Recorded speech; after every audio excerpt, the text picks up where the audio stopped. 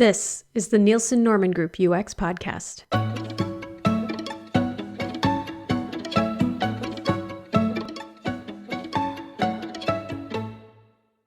I'm Therese Fessenden. If you work in UX, chances are you've heard the phrase democratize research a time or two.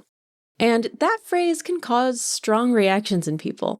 On one end, it's seen as improving access, empowering others, and sharing research insights at scale. But on the other end, it raises red flags around study quality, scientific rigor, and research ethics. But what if you didn't have to choose? What if you could improve access and reach without compromising quality and study validity? In this episode, I chat with Ned Dwyer, CEO and co-founder of Great Question, which is an all-in-one AI-powered UX research platform that helps enterprise teams do great research quickly without compromising study quality. We dig into his journey from entrepreneur to UX enabler, and we discuss how AI is reshaping the research landscape and why he believes that tools, when paired with the right guardrails, can expand research in ways that serve everyone. If you've been wrestling with how to balance rigor and reach in your research practice, or if you're just curious about where research is headed, this episode offers a peek into what might lie ahead. But before we dive into the interview, I want to share a quick heads up on some of the courses that we're offering on this very topic. Maybe you're thinking about who is doing research on your team and whether they're equipped with the skills to do it. Maybe your shared drive of research reports is terrifying to look at. Or maybe you have a whole lot of questions about how to manage research at scale. If any of this rings true for you, then check out our live course on research operations. You can take it all in one day or split it over 2 half days. Or you can check out our courses on incorporating AI into your UX workflows. No matter what you want to learn about, NNG has dozens of courses led by research experts. So to learn more about any of these, go to www.nngroup.com/learning so you can take your UX skills to the next level. Without further delay, here's Ned Dwyer. Ned, thank you so much for being here today. Welcome to our show. How are you doing today? I'm doing great. Thanks for having me. Excited to have this conversation. You are a co-founder of a really fascinating company. Great Question, and I'm excited to dig into that as well. But your background's also really interesting, peppered with lots of different startups and experiences in product development. So I'd love to kind of dig into that a bit. Can you share, your career basically and how Great Question came to be? Sure. So I think I've always been somewhat entrepreneurial. It took me a while to go and put a label on it and realize, looking back, that I've always been running some sort of business on the side or as my full-time job. Part of that is it's about identifying problems that you see in the world and being the one to go and solve them, then having some sort of commercial attachment to it. My sort of official entrepreneurial career started when I was 25, and I decided that I was going to make a career out of this. I ran an agency for many years building digital products. That led me to go and focus on a singular product, which is called Tweaky. I brought that to the US. We sold that to GoDaddy in 2015.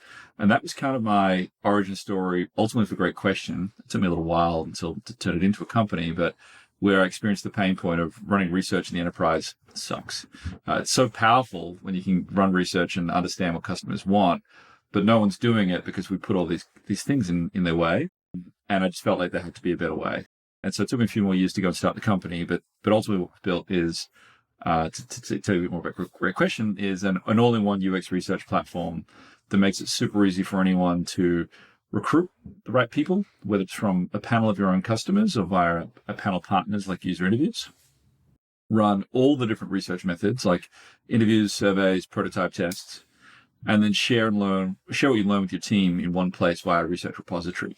So it's interesting to hear that this was sort of born out of necessity in some ways, where there was kind of a gap in some people having difficulty struggling in getting research data. Can you share a little bit? I know you mentioned you've had lots of different product experiences over the years. What do you think was the struggle that was this is something we need to build a company around, where this is the one pain point that really stood out? Was there a moment? Was there something in particular that was the aha moment for you? I mean, there's so many moments. I feel like I would bore you. I could spend the whole hour talking about like all the little things along the way, the little breadcrumbs that I kind of picked up. I think part of it was that experience at GoDaddy, and I really wished that someone could just look over my shoulder and like give me some guidance about how to run research. And when I looked around the company, no one else was really running research. It was just me, and my best tool was a stack of Amazon gift cards that I'd like mail out on Fridays. And it just felt so arcane. This is 2015. This wasn't like 1995. We should have all these technologies even 10 years ago to make this easier. Yeah. And so I then went out on my own, and I'm doing pricing strategy consulting, like helping B2B SaaS companies figure out what their optimal price was. And it was really fun. It was also very research driven. So I spent a ton of time talking to customers, non-customers, to figure out optimal pricing. And it was so painful. Like the recruitment part sucks. The synthesis part sucks. So many different tools to go and use. So that then helped sort of me get a little bit closer to the journey. And then when I sort of made the decision to go and actually start the company, I went and ran a lot of interviews, of course. And over the course of my first 50 customer interviews, I was trying to find what's the injection point. If I believe that if the mission is about democratizing research at scale, and the solution to that is to go and build a singular tool that bundles together all these different research tools that you would previously have in disparate places to go and support democratization, where do we start? Originally, I was like, am I going to build a research repository tool? Is that where to start and go up against the likes of Dovetail? Or am I going to build a recruitment tool and go up the likes against Respondent? I noticed all Australian founders, which is funny. And then through those interviews, what I learned was that for B2B SaaS companies, 90% of their research was with their own customers, and no product existed to make it easy to run the research with your own customers. They're all focused on non-customers, the user testings of the world and things like that. And so that sort of like then helped me find a beautiful injection point in this blue ocean. And that kicked things off. And 5 years later, here we are. That term democratizing research is one I find that people tend to have like a lot of positive feelings and negative feelings simultaneously. And so I kind of want to unpack that. Like, how do you define that phrase, democratizing research? And, why do you think there's so much confusion or resistance around it? So it's funny you say that, because I think when I started, I didn't know about the term or the resistance to the idea of democratization. And I was doing an interview with a product manager who I really respected. And so I told him a bit more about what I was doing at the end. He's like, wait a minute, you're not trying to democratize research, are you? And I was like, oh, yeah, that's a great name. That's exactly. He's like, this is bad. Do not do this. Stop. Very negative. And I think that was kind of the sentiment 5 years ago. And I think it's changing a lot. My definition of democratization is very broad, which is that when I talk to people, I'm like, would you be opposed to democratizing access to insights produced by a UX researcher? And almost no one is against that. But then we talk about, are you open to a designer doing a prototype test? And most people are pretty supportive of that, right? It's very tactical type work. It's very repetitive. It's easy to train someone. There's lots of guardrails in place. Are we open to a product manager looking at customer feedback? Yes, of course. And so I think it's a very broad definition when we say, what are we talking about democratization? I don't think anyone is thinking about we should give unfettered access to allow anyone in our company, from the PM intern all the way up to, the CEO, to run any methodology at any time with any type of customer. That is insanity. And I think that's part of the reason why the sentiment's changed around democratization is that, look, now we have tools like Great Question, which actually provide the guardrails to allow you to democratize in a way that was never possible before.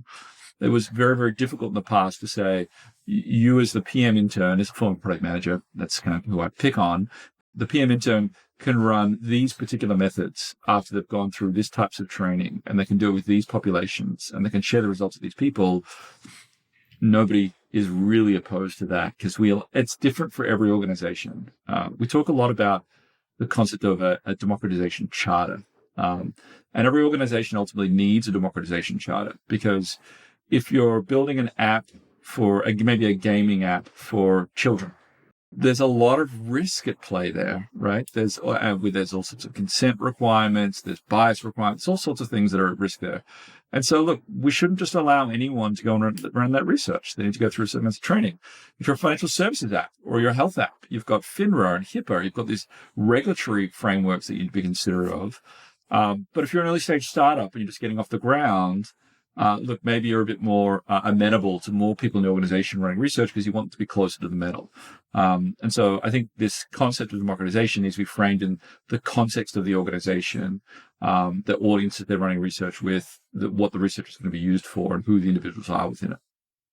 Yeah, I think that's a really helpful, nuanced way of looking at democratization, because I feel like just the word itself carries a lot of weight, positively and negatively. But I think for the folks who are a bit knee-jerk reaction against it tend to see democratizing research as nobody's going to do it right and it's all going to be super biased. And then the other side of the spectrum is, why wouldn't you democratize? Because why wouldn't you want people to be interested in consumer sentiment or even if it's not end consumers, right? No matter who your user is or who your core customer group is, why not encourage people to engage? And so I think both of those perspectives are valid in some ways, right? There's certainly problems, I think, on either extreme, like you mentioned, right? Where if someone is very inexperienced and faced with doing research with minors, right? That's really difficult and would be really high liability, I guess, on the company's part to just trust someone with no training to go and embark on that sort of research.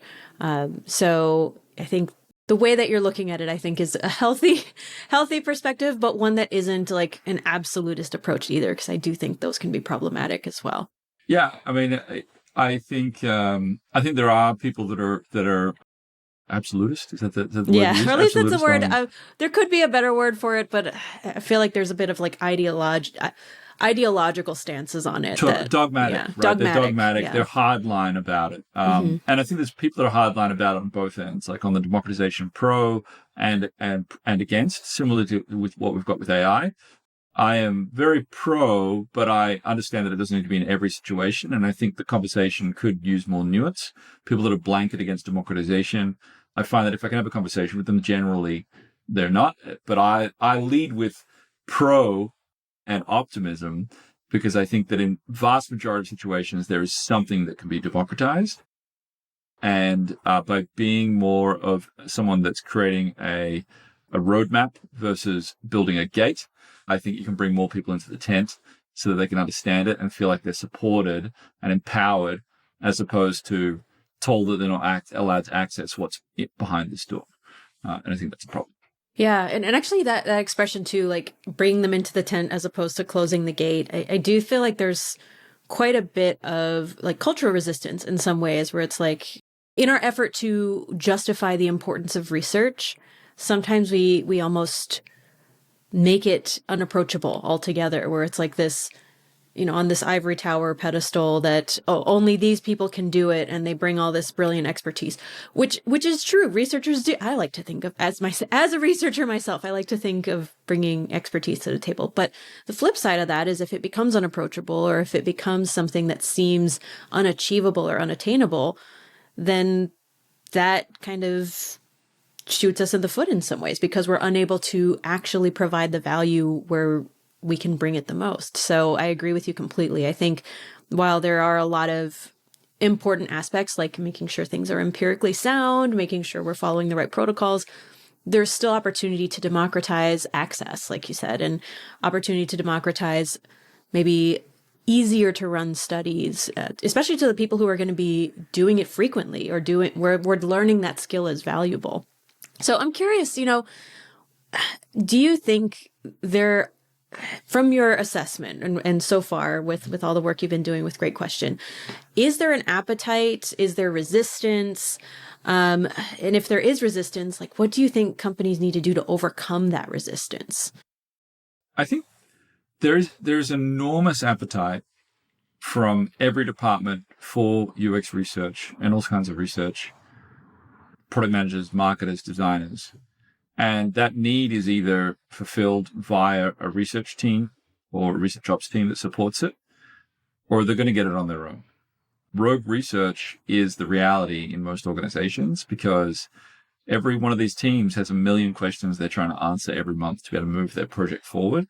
And they're either going to answer it based on the research that's produced by a researcher, or they're going to go and rely on their gut instinct, or they're going to rely on the highest paid person's opinion. Or maybe they're going to go and run their own research, but I've already explained how challenging that is. And so it's going to happen pretty rarely.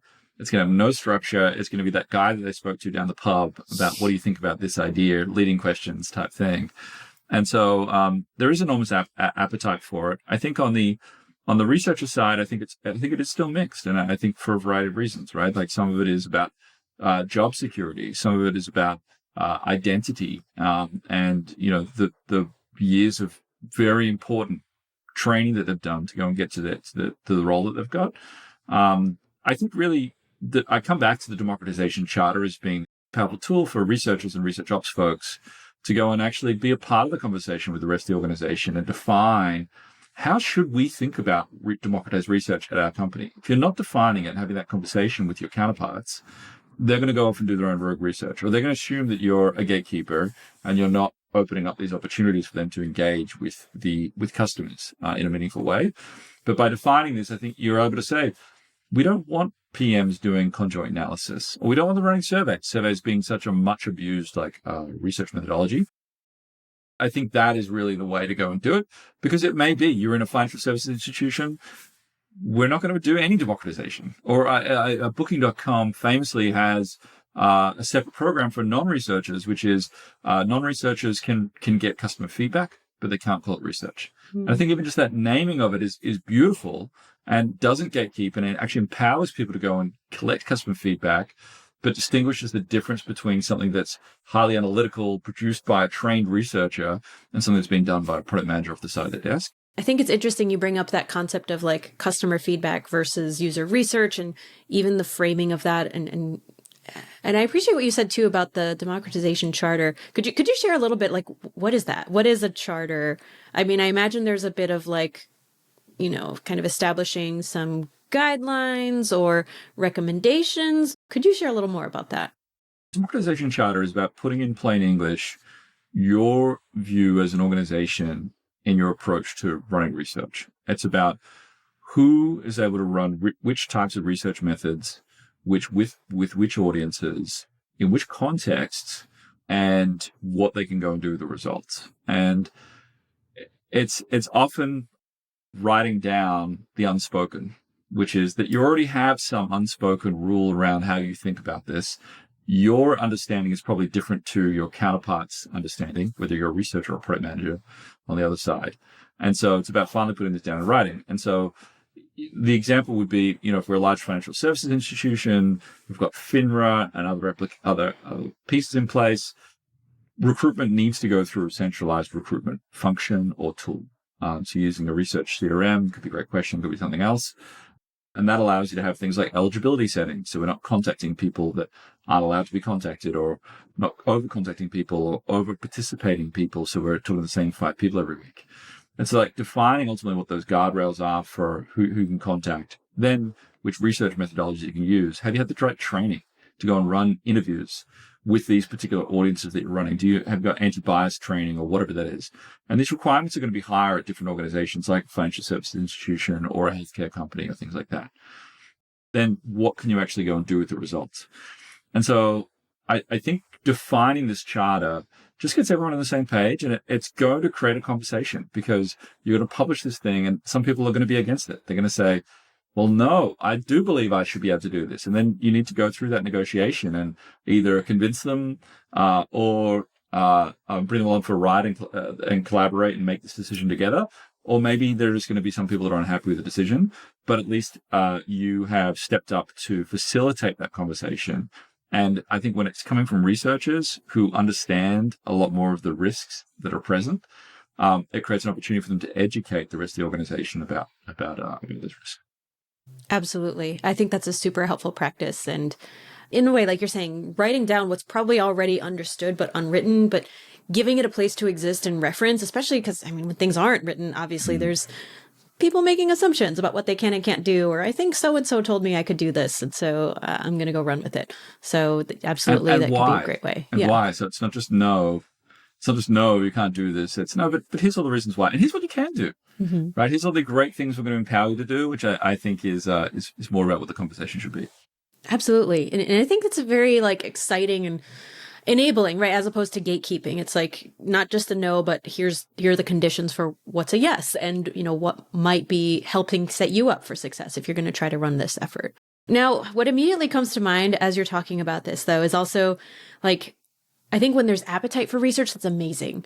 The question I think that is on a lot of people's minds right now in our industry, especially researchers, is will people even want research to happen? And obviously people want access to insights. I think that's a given. And with AI, there's a lot of concern. Will this perhaps enhance and enable people, or will it actually inhibit the growth of a research discipline? And it's certainly, I don't think there's any clear black and white answer for this, but how do you think AI will either help or harm research ops as we might know it? I'm incredibly optimistic about AI in general, and specifically about AI and the opportunity in user research and competitive research, as well as optimistic about what it's going to do for the function of research and research ops in terms of employment numbers and involvement and elevating their work. And so I think generally I'm optimistic about AI because it's just such an amazing technology. It's getting better every single day. This is the problems we experienced even 6 months ago around hallucinations and lacks of citations and other things. All those problems are being fixed at a rate of knots. One example I'd like to talk about is AI has been around for a really long time. You could go and get AI transcriptions a long time ago, but the human accuracy is sort of 85 to 90%, depending on who you're hiring. And at the time, AI, maybe 5 or 6 years ago, AI transcriptions were sort of, 75, 80%. And so that was fine for some use cases, but for others, it wasn't sufficient. And so then they would go to a human transcriber to go and get a good outcome. That's now gone away, where actually the AI is now in the 90s in terms of proficiency, even more so when you're providing with a glossary of words that it needs to go and consume context. And so now the days of a human actually transcribing things, have largely gone away.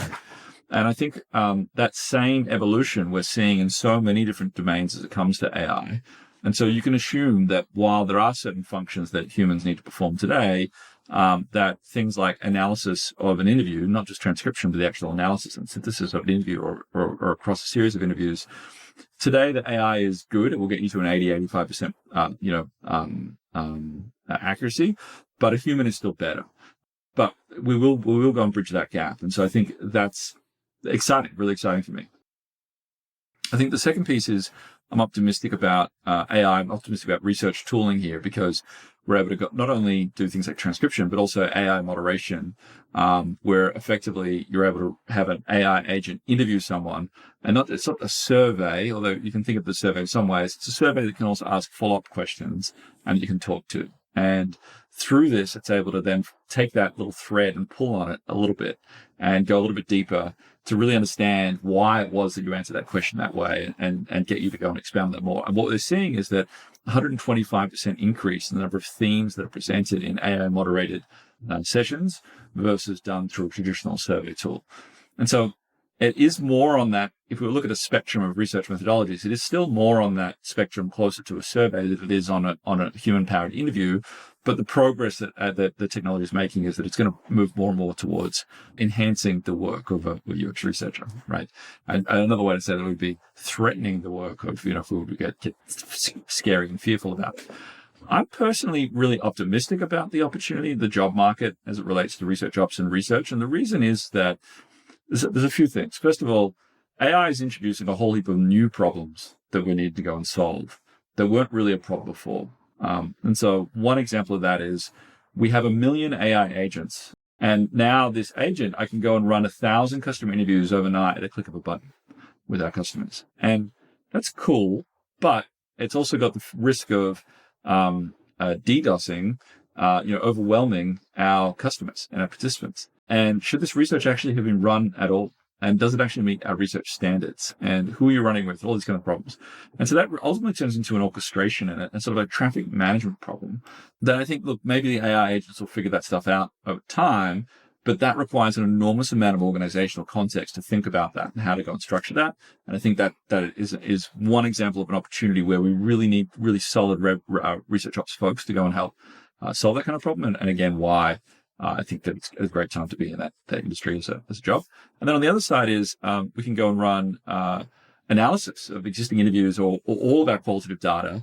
And we can go and send out these insight reports to everyone in the company immediately. And we're also going to DDoS or overwhelm our leaders. They're like, is this actually relevant to me? Do I care about this? Is it actually contextual and timely for me to go and consume? And so again, that kind of comes down to an orchestration and a filtering and a segmenting and targeting problem that I think is a new problem that exists. I think ultimately for me, Dylan Field of Figma talks about Figma as a tool itself. And we compare ourselves a lot to Figma in many ways in that we're trying to do what to research what Figma did to design, which is not only empower our best practitioners, but also allow access for anyone to be a researcher. And the quote from Dylan Field, which I love, is what Figma is doing is they're lowering the floor on who can actually do design, even at a very basic level, or raising the ceiling on what's possible for our best practitioners. And so I see that really as the opportunity where if you can empower a PM, God forbid, to go and run a conjoint analysis and get an okay approximation of a result, I think that's going to help them understand the value of research and then also say, well, imagine now what a well-trained PhD researcher could actually go and produce. And absolutely, we will want that person to be running it for very high-risk decisions in an organizations where we have little understanding of the problem, things like changing business models or rebranding or all kinds of like gnarly problems. And so, yeah, I'm actually really optimistic about it, about this from a job creation perspective.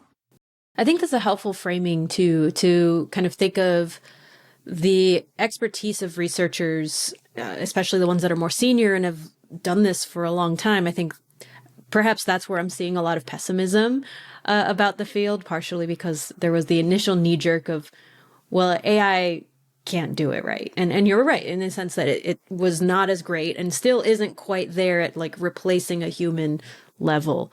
But to reimagine the challenges that we're going to be overcoming is not just running more studies, but instead being strategic about studies and connecting it to broader outcomes. Also being strategic about how we manage our participants and how we don't. I like the phrase DDoS as well, yeah. Right? And can you just quickly define DDoS for our audience as well? It's a distributed denial of service, and it's a computer hacking terminology where if you wanted to go and take someone's website down, you would get 1,000 other servers to go and instantly try and request access to that server at the same time. It would overwhelm it, and it would go down, and then no one could access it. And I think that's ultimately what you're able to do using AI agents if you want to get crafty with it. Yeah, actually, that was something I have seen recently, especially for some of the earlier adopters of AI agents. I've heard some horror stories about, oh no, I've racked up this thousands and thousands of dollar bill because I've basically let it run loose without too many guardrails, and all of a sudden it started. A lot of these have been more sales oriented or marketing oriented, but it's like, oh no, I've racked up this bill because I've did this many contacts or email sends or, pulls from a particular database. And then I also have all these credits from these various AI companies that now I have to pay. And so I do think like you're saying, there's going to be a bit of a traffic management situation where we're thinking about where data's coming from, where it's going. But then even just the very act of what research is worth the time to do. And do we want an AI agent running these things? Is it worth the money that's probably going to cost us in the long run? And I do think having that research background is key to being able to answer those questions. And certainly an AI isn't in the room to have these meetings. And even if it was, do we want an AI making those decisions? Yeah, absolutely. I think that's the kind of the fun of it is a lot of this stuff still needs to be figured out and we don't have perfect answers for it. But I think by being open-minded and optimistic about the technology and the opportunity and testing these things and finding the limits and coming back and retesting them and finding how they're evolving, I think one, that's critical for everyone in every role to stay relevant in the labor market, or you're going to quickly be eclipsed by the folks that are leveraging these tools, but also allows you to then have a more informed conversation with your leadership and the rest of your team to say, hey, this thing is not quite ready for this particular use case. Therefore, in these scenarios, we need to have a human involved. And so, again, that comes back to your democratization charter or your research charter or however you want to frame how you operate. Yeah, that's super helpful. Now, I guess to wrap, I know we only have a few minutes left, but to wrap here, do you have any tips for UX leaders or researchers who are starting to ask some of these questions about, democratizing research, be it with other employees who may or may not be researchers, or, looking to democratize with even AI agents? Like, do you have any tips just for like starting democratization if that's not already a standard practice? Aside from general sort of keeping open minded, I think the first thing to do is to go and run some kind of research maturity survey or study across your own company. And I think that's partly about understanding where people are at in terms of their skill set and their knowledge and their awareness and understanding. But it's also about doing something that Pedro Vargas calls a researcher effort score, which is like, okay, of everyone in your organization, how hard on a scale of 1 to 10, whatever your scale is it for them to go and talk to a customer, to find insights produced by a researcher, to engage or request new research, to whatever those things are that you think that should be happening across your organization. And I think these two things combined are going to give you a sense of like, okay, we actually have a really mature research organization from a maturity perspective. I doubt it. Few organizations have that, right? People don't know what the risks are and bias training, all that kind of stuff. But that identifies areas we can go and improve things. And then the second is, if everyone in your organization is saying, actually, I find it really hard to go and talk to customers and I can't find customer insights, that then effectively creates a map for you as a research leader for how to go and plan out your next year or two of work to go and level up the organization, level up their access. And then you've got a benchmark to go and compare against about how, as you're going and beating these problems down.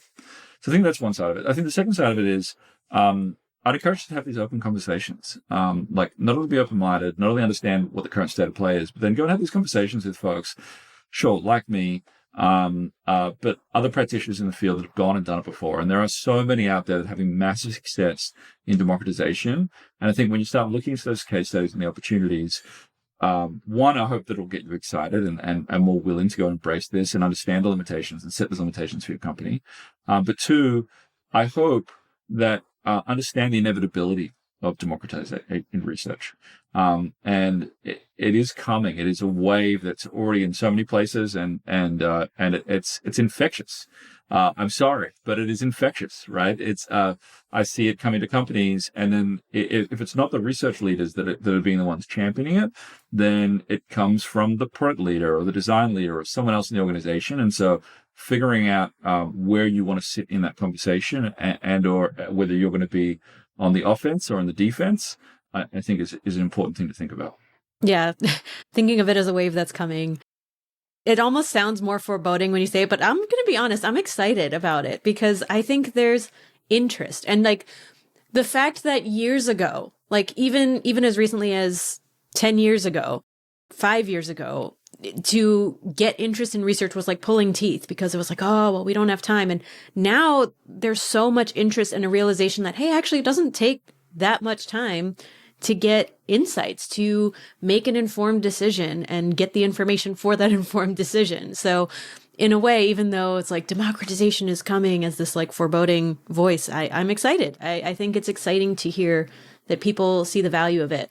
The question is, can we empower people to get the best possible data? And it certainly sounds like, you guys at Great Question have been working on that. So yeah, I guess to close, if people want to learn more about Great Question, where can they go? And like, can you just share like a teaser on any of the big things that Great Question is currently working on? Sure. Yeah, so much. So first of all, go and check out our website at greatquestion.co. Also, feel free to drop me a line. I love chatting to research and product leaders of all kinds. Ned at greatquestion.co. We're working on a ton of really exciting stuff. We just launched an AI moderation tool, which is amazing. It is blowing my mind on what that is able to produce. We are working on, we already have a ton of existing table stakes type stuff in our platform, like transcriptions and summarizations and chapterization and insight reports and all kinds of amazing stuff, survey generation. But we are also rebuilding our repository to give you global AI querying, which has been very favorably compared against everyone else in the market, which I'm very excited about. But the thing that I'm most excited about is our new study builder, which is effectively like an intake form that allows someone to come and tell us what they're trying to understand about customers. Before we let them go and even set up a study in Great Question, we first present to them what we already know about the topic at hand from our research repository. So that because the best researchers know research, we already have the answers here. Let's not go any deeper. And then it asks a series of questions, just as a researcher would, to understand, like, what metric are you trying to move? And how does this ladder up to our big, hairy, audacious goals? And that allows us to then go and craft a high quality study with the right sample size, the right participants that follows your incentive guidelines and your context of your organization, finds the right methodology and respects all your data governance rules, and potentially flags when this isn't something that a PM should be doing. And so then sets up an approval flow that goes to the researcher to empower them to be a part of that conversation and reduce this rogue research. And so I think that's one way that we're helping to ferry non-researchers to still be able to produce high-quality research plans, or at worst, high-quality requests for research from the research team. So those are some of the things I'm really excited about. Yeah, amazing. Well, Ned, I'm excited for all that you're working on putting together with your team, and I greatly appreciate your time and basically teasing apart what I think has been this topic that can sometimes be a bit touchy for researchers. But I think when you frame it the way that you have here today, it certainly gives me a lot of hope that people see the work that we're doing as valuable and that people want to, get access to that knowledge. And the more we can enable people, the easier it will be to get that impact where it needs to happen. So thank you for being here. Thanks for having me. Looking forward to the LinkedIn comments. Yes, absolutely. That was Ned Dwyer, CEO and co-founder of Great Question. If you want to learn more about Great Question and what they offer, check out their website at www.greatquestion.co. Now, we heard some great optimistic insights from Ned about AI empowering designers and other people in your organizations, but perhaps there's another lens worth thinking about as well, specifically around just how accurate AI tools really are in their ability to analyze user experiences. Next month, we'll be sharing an interview we had with the co-founders of Baymard, Christian Holst and Jamie Holst, and that episode is co-hosted with Vice President Kate Moran. It's a star-studded interview that you won't want to miss. So, if you want to keep up with new episodes like that one coming up next month, make sure to follow us on the podcast platform of your choice. And consider signing up for our weekly email newsletter, where we share the latest UX research and practical advice for practitioners like you. To do that, go to www.nngroup.com. That's NNGROUP.com. This show is hosted and executive produced by me, Therese Fessenden. That's it for today's show. Until next time, remember, keep it simple.